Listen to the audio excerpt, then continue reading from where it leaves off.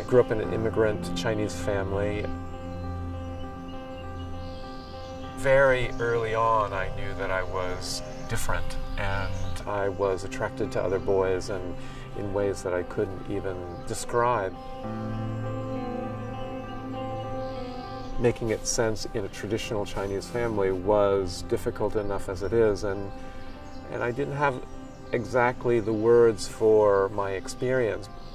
Throughout my growing up, I've had challenges in terms of fitting in, belonging. Even though I was able to succeed in certain ways, I came to what I do today basically because I was an incredibly unhappy person. I self-medicated with drugs and alcohol. In that process of recovering, I was looking for a place of stillness. I turned to meditation.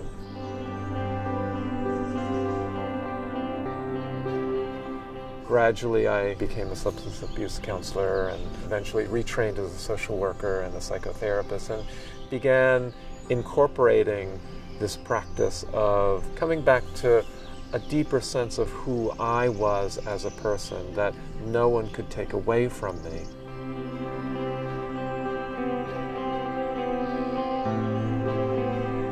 Those of us who are part of marginalized communities, our path is not easy.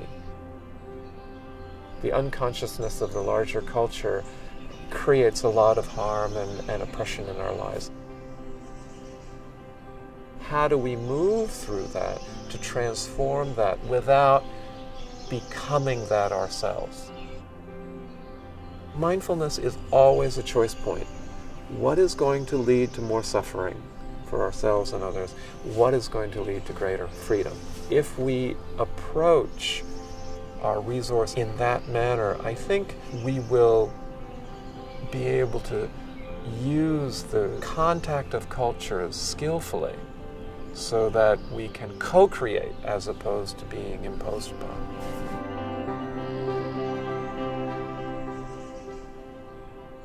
The insidious characteristic of dominant cultures is that they tend to dominate. What is so important is how do we begin to diversify that sense of dominance, especially in the Bay Area. You have this confluence of people not with the exact same experience, but with very similar ways of feeling excluded or marginalized.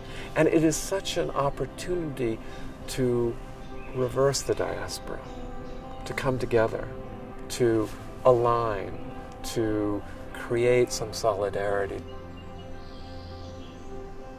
At East Bay Meditation Center in particular, we did things to include the multiple communities in Oakland. We hung the rainbow flag before the altar was constructed. We went into the community to find out what the needs were.